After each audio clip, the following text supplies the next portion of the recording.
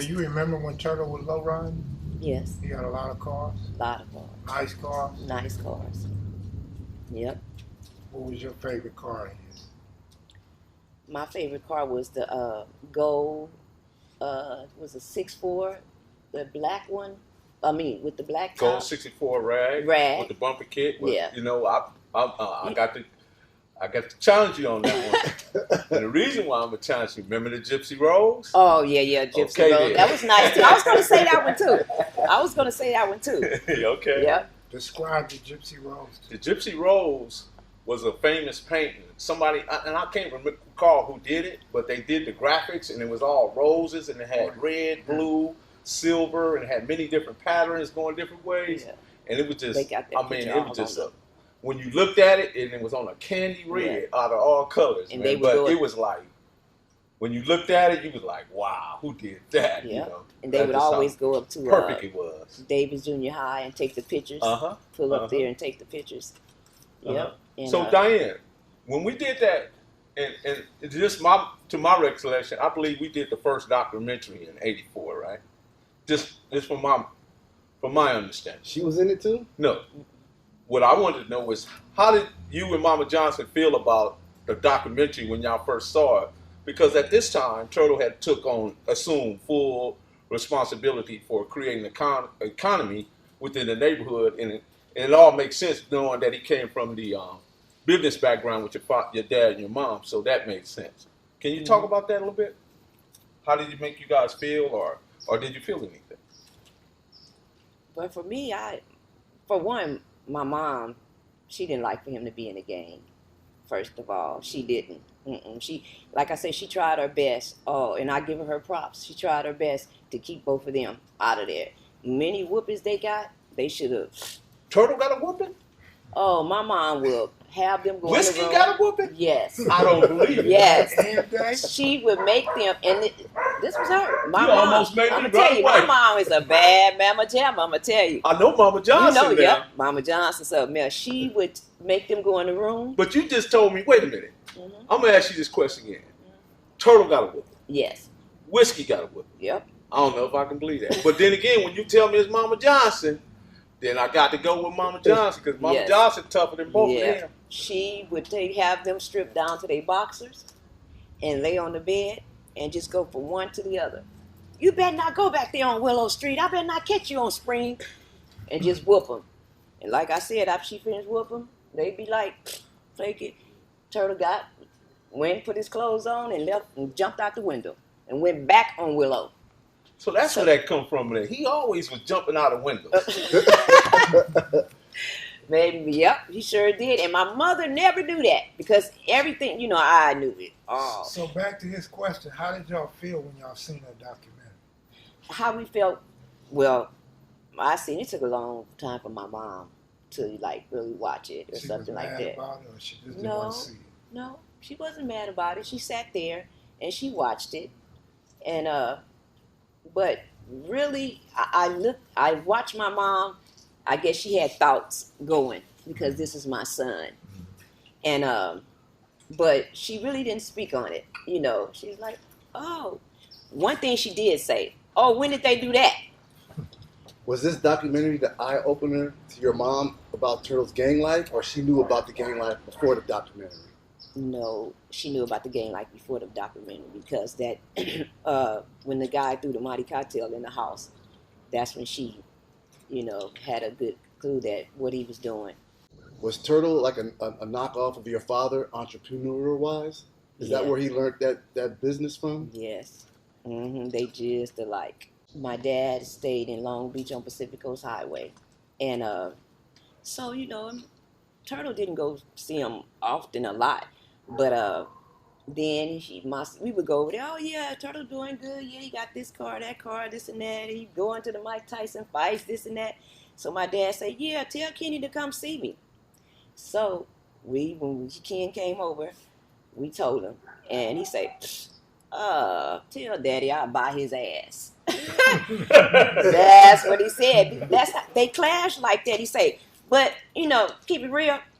I'll go see him when I get time. Just tell him I'm making my money. It's all about what I'm doing. It ain't all about what he doing. One question: do you think Turtle was trying to prove something to your dad?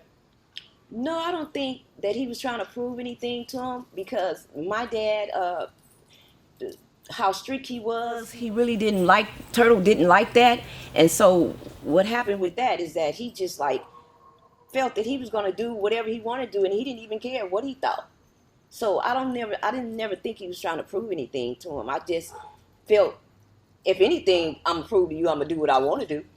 I got That another part. question.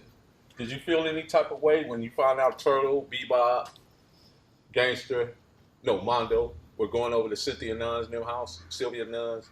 Did you feel anything about that? Right off, yeah. Me and my mom did too. Yeah, we was like, why is they hanging? Cause Bebop, all of them hanging out. She brought Bobby Harper a long leather coat, and she brought Turtle a long leather coat, nice coats. I still got that coat to it on, sure enough. And yep, and she bought him that coat. And my mom was like, actually like, oh y'all, you hanging over there with the Farouz, the one that you Wait a minute, but who bought them coats? Sylvia Nunn's mother. Okay. Yeah, bought Bobby Harper and Turtle. What did they hear? There was the mother. Yeah. Them was the ones he was beefing They with. was beefing with, but they all had became, friends and stuff. So how long did the family last in Ujima Village? How long were you guys living in Ujima Village? We stayed in Ujima Village for no more than a year, and then we moved out from Ujima Village. When did you guys become aware of Turtle being a street entrepreneur? When did he start really having that money? When did you and Moms realize something's going on with Turtle? Oh, I already knew with my mom, because every time he come up, he would have a different kind of car, and he would give my mother a gift box, but it's box full of money. And one day, my mother was a teacher, so she worked right there here in Compton, and so he would, stop by our job, give her money, stop by to see how she was doing. So this particular day, he had bought my mom a brand new car. Well, my mom's car had stopped, and she called him, and she said, Ken, my car stopped on me. He said, okay, well, I'll be up there. But he had already bought the car. It was at Little Willie's shop. And so when her car broke down, that's when him and one of his friends drove her new car up there with a bow on it to her job. Was Turtle having money in high school, or this was after high school he started having money? I'm going to tell you, he kept money. Either way, if he got it from my dad, with my dad, we got allowance every week. And all Turtle did was just save his. Yeah, he keep on giving me money. I'm going to have a whole lot of money. That's the way he talked, because they didn't get along, so he really didn't, care what he said. He would tell me a whole lot of stuff or say things to me in whiskey. But, mostly, like I said, if I'm around him, he would tell me, say, I'm going to have a whole pocket full of money. I'm going to have more money than him. Now that we're speaking about money, I want to add this. And the reason why I say he created one of the greatest economies, because he felt like we should operate with impunity. In other words, without anybody interrupting what we're doing, right? So he pulled the Compton PD in, had a talk with them, and I'm not going to give their names, but they got a bag, and they got some money. The bag has some drugs, and another bag with money. And for a couple of years, we went untouched.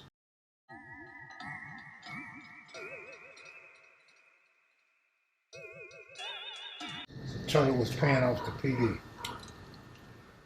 Was that well known? This is not secondhand information. This is what I'm there because I'm right there. Oh. I'm one of the guys. You understand? I'm in the upper. Was it widely known or just in your circle? Just in our circle. Where was the family living at during this time when Turtle was really having money? Where were you guys located? We were staying in Long Beach, in Springdale West Apartments. We stayed in Long Beach. Oh, so he moved the whole family. Mom's. No, my mother did the moving. He didn't move the whole family. We were staying in Springdale. He would never he would come there from time to time, but he would always not be there, stay somewhere else or whatever. But he would come over, you know. So where's Turtle living at after Eugenia Village? Where was he at? In Compton. Just what? Floating Yep. around? Yep. Somebody's house or whatever. You know what? Yeah. At that time. That man could have lived in Beverly Hills Yeah. if he wanted to, but And he loved something his else, homies so much. Mel, He just bought property in the neighborhood and rented stuff out. That's what he did. Mel. I would always be home. You know, my mom be asleep, my brother be asleep, so I was always the one to have to protect the house while he was gone. So How did you do that? he showed me, I knew where all the guns were. And so he asked me which one did I like the best, which one would be my favorite, and I said the 9. At this time, this is like, I was in probably what, 9th grade, and so, but I kept them all in my closet, and she never knew where they was. You mean to tell me you was holding the arsenal?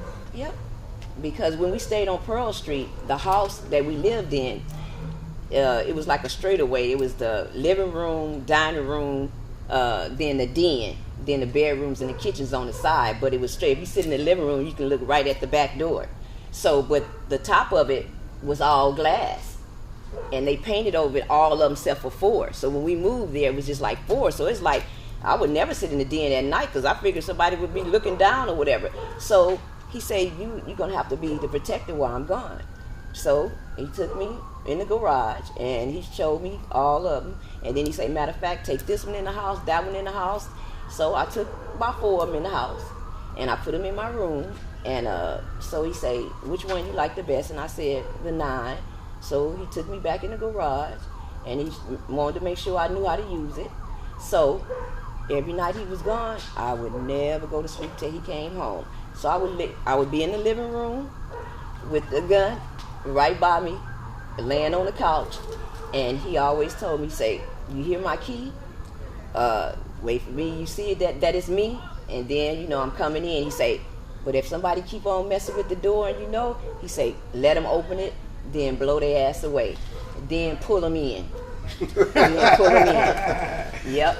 So Smart man. I would, so like I say, my mom, she never knew. I never told her that I had all of them. But you know, she come home from work and she be tired, she go to sleep. I had to be the protector. So, and I was. Can you remember when you guys first heard of gangs or the Crips? Can you remember, was it automatic soon you guys moved to Compton, or it took a couple of years for you guys to No, realize? it didn't take a couple of years. It didn't take a couple of years, but it wasn't like right off, because I would say 73, like probably the early part, because we came out here September of 72. So about a year. So yeah, so it was like the next year when we. Who were the first Crips that you guys met in your Rose Street, Spring Street, Willow area? Do you remember as kids? When you realized those dudes right there are Crips. Do you remember those guys? That's for me to say. That's a question. Oh man. Well, who were the big shots of the neighborhood when you guys first moved over back here? then, we were never really there to even see none of that. So that's why I'm saying, by the time I really got weaned of it, he was already in it. It's like at the beginning, because we stayed gone. We at the restaurant, school, and then restaurant. It was just after when they broke up, and then that's when they got to go wherever they wanted to go, as far as down the street, up the street, whatever. Because you know, my mom, my dad wasn't there anymore. Because when my dad was there, no, that wasn't happening. Do you remember when Turtle started selling cocaine? And did you guys know what it was? Oh yeah, I knew what it was, and I would say, you know what? No, other than him selling it, it had to be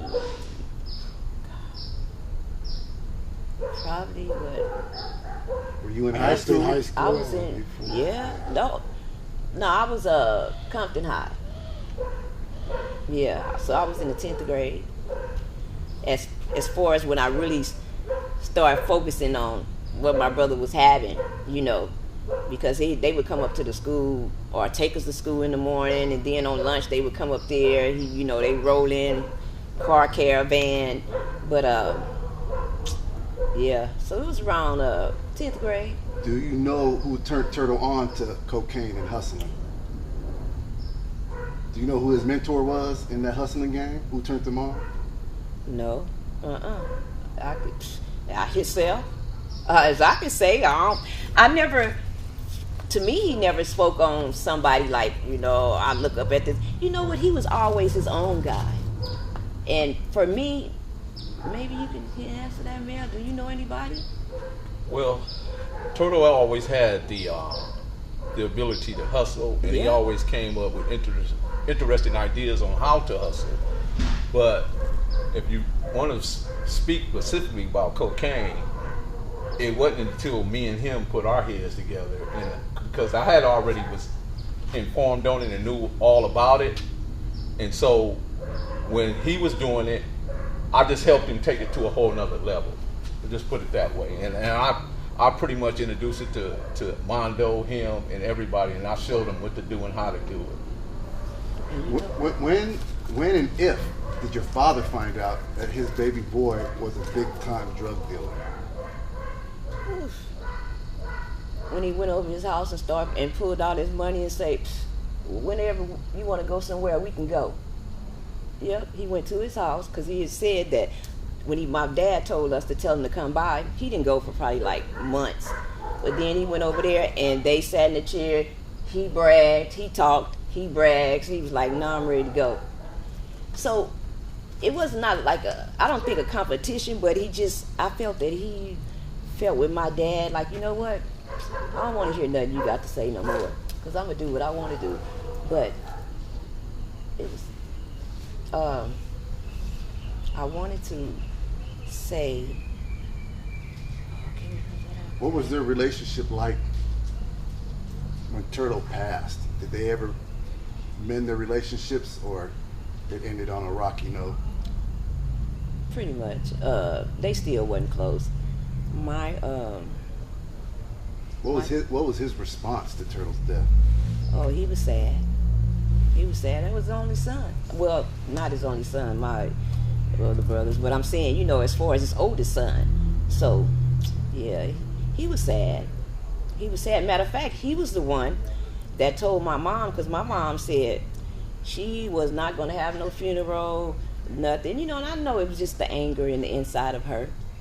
But my dad say, no, let his friends see him for the last time. And so that's how she ended up having it, because she said, nope, I'm just going to have a closed casket or whatever. But no, my dad came over and he talked to her. He said, don't do that to them. Them all the friends that he grew up with. And so that's how he ended up. Where were you at when you heard about your brother's death? And who told you?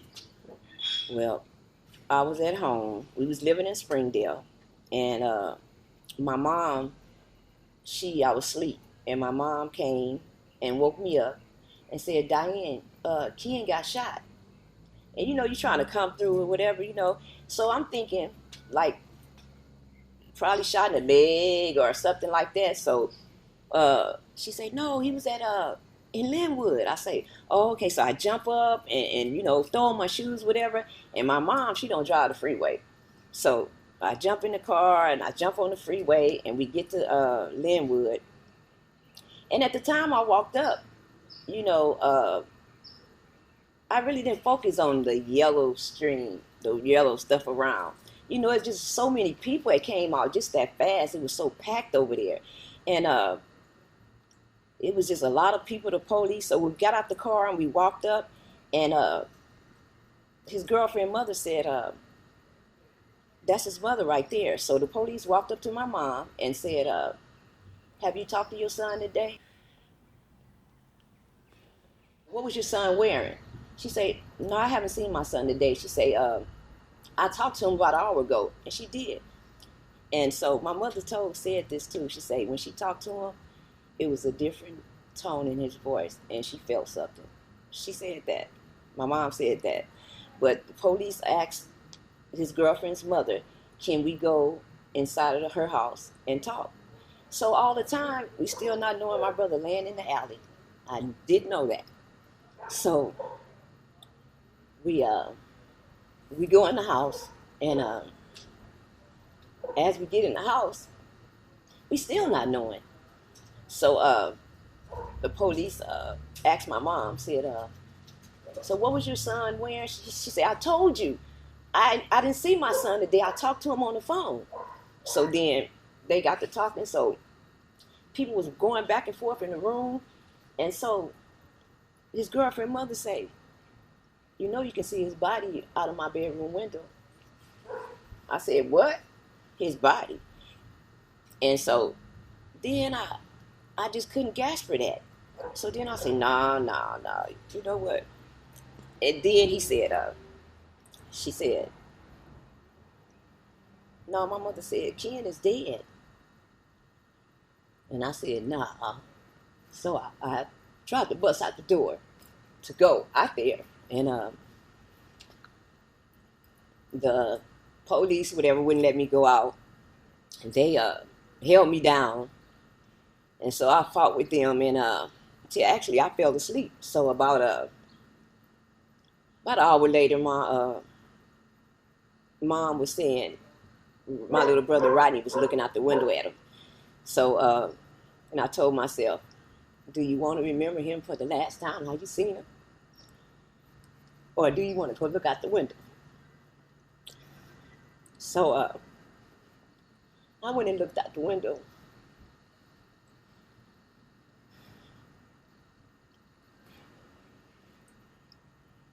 And,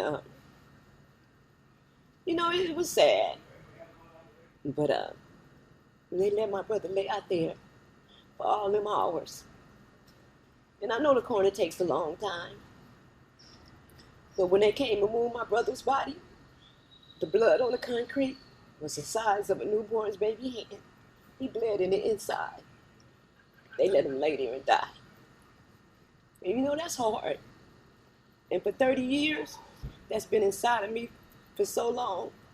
But I learned to live with it. But it still hurt. It really do. And I'm trying to keep it together. But it's just that thought, you know. So then when the coroner came, I fell back to sleep, and the coroner came. And by the time I woke up, they had taken his body. But it was just a mess. It was just something that is just hard to grasp, you know, to come with. Because he was my friend for so long. And, you know, my brother, he really was. Me and him was real tight. But, when you stated you fell asleep, did you pass out? No. I just struggling. I just struggled, fighting with them. So trying to get out the front door, because if I would have known when I was standing out there that my brother was laying in that alley dead, I would have bust up right then and there. But you know, they took us in the house, and then after that, you know, that's when they told my mom, and then, you know, and so that was just hard, you know, 'cause I wanted that chance. You know, and I know they probably wouldn't have let me, but still though. And I don't understand how can the police pronounce somebody dead. You said this happened in Linwood. Yeah. Was this a gang-infested neighborhood in Linwood, or was it neutral or residential? It was actually in Linwood neighborhood, but they were cool. You know, it was nothing. Earlier, I was going through the obituary, and I asked you why the funeral was held on 94th in Los Angeles. Mm-hmm. You want to explain why? Because my sister's ex worked there, and he called and asked. The next morning, he called and asked my mom, could they take the body? So my mother told him, yeah. So that's how they end up getting the body, because we knew the person that worked there. And that was was the funeral a big funeral? That was the biggest funeral I ever seen in my life. Biggest. After it was over with, Los Angeles gang pulled up next to us in the car me and my mom was in, and said, we're going to have to trail y'all. will you have? I think it was two of them, and one car was back and one was a little further up. So and so then when we walked out of the funeral home, it was so many people. We had Grape Street had rented 3 white limousines. They were sticking out the top of the limousine. Channel 2 was there. Channel 4 was there. Channel 7 was there. Then it was just so. It was big. It was a lot of news people. Then you had the sheriffs over here. Then you had the policemen's over there. Then sheriff. I mean, at every corner. And when we got to Forest Lawn, it was a police car at every exit to come in. And as we driving in LA, it was too big. So in the night that we was getting everything together for the funeral, they asked us how many escorts did we need. And you know, my mom still was out of it, so I had to, like do everything basically. And so we said 3. And when we got to a light, it was 1 lady and 2 men. The lady came and tapped on the window and said, ask his mother, can we try to lose this crowd? When they rolled the window back up, I told Mama, my mother said yeah, because she's still out of it. And so they tried to lose the crowd, but Turtle Friends took over. The Compton show up? Oh, they showed up and showed out. They took over. We got to the light. They took their low riders and ran them across and let them down and let everybody pass. Then as they let everybody pass, they'll shoot up and some more his friends come by with the low rider, let it down, and some man jumped out of his truck and was cussing and fussing. Somebody socked him and jumped back in the car and rolled. Then we got to the freeway. They told us we have to get on the freeway. All his friends blocked every lane on the freeway and let everybody on. Everybody got on the freeway. It's been 30 years, right? It's been 30 years, February. Have the sheriff department ever came with an explanation or nothing? Just been no answers, nothing? No. I would call them every day and ask them, you find anybody? You find anybody? They was, no, not yet. But the night that he got killed, the guy that stayed in the second house, he said he was sitting on his porch smoking a cigarette. Linwood sheriff was sitting at the corner. And when the gunshots went off, he said they popped you because they was turned the other way and they just popped you and came up on the street. And, my brother, he was the driver, so he had to walk out into the street to get in the car. And the other ones, they had to steal on the sidewalk. So as he walked out to the street and whoever was waiting for him, they started shooting him and he had to come back around the car and run down the alley. And he ran zigzag, how you do. And so how his body was next to the gate. So they shot him in his legs because they knew he could run. They shot him in his legs and up in here. But still in all, though, he fell at the 3rd house, just about the 3rd house on the side, hugged up to the gate. So one more question. Mm-hmm. If you had to think about it, because what you just described to me is like an expert, some type of expert type of people might have been involved in this situation, not no regular type of street people, because I mean, and it's a hypothetical on my part. I've heard somebody mention something about SSU and these different type of secret police people, right? See, what people don't understand, these people really had something in their side about Turtle. This was no normal situation, because when you think about it, do you hear what she said? When she answered the question, she said there was only a little drop of blood on the sidewalk. So therefore, whatever hit him was center mass, and they knew what they were doing, because that's not how regular type of gang people operate. You just shot my brain to the turtle stopped giving that bag to them police. They too busy looking at his lowriders and all that stuff, and not even really circling bullets. And so Twin was with him, and Twin said, "Hey, ain't you gonna check on my friend?" He was like, "Oh," he said, "He's still moving. Oh, you better get out of here before we take you to jail." This is Turtle at the Long Beach Pipe. Long Beach Pipe. This is Turtle, the obituary that we had made. So this is memorial record. It has friends' names, everybody that signed it that came.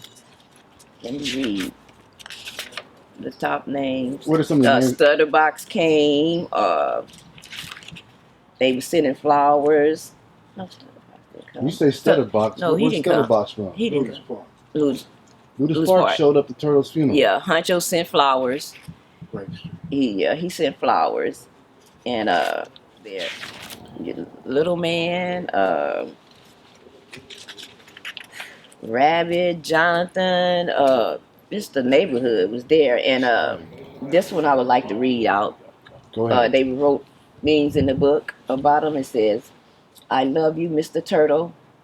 Little Pete, he wrote that in there for him. Little Pete? Primo Pete? Primo Pete Wow, wrote awesome. that. "I love you, Mr. Turtle." And Sag wrote, "Love you, big homie, OSG." Is that the Mexican Pete everybody talks about? Yeah. That's Wow. why I wanted to, yeah. And it's just, instead of them writing their names, a lot of people just wrote stories, you know, saying how they felt about them and thank you, you know, because this one right here says, what I owe you is my life, cuz, and I know nobody is gonna bless you cuz you did so many others right. And what year did Turtle pass away? February 28, 1989.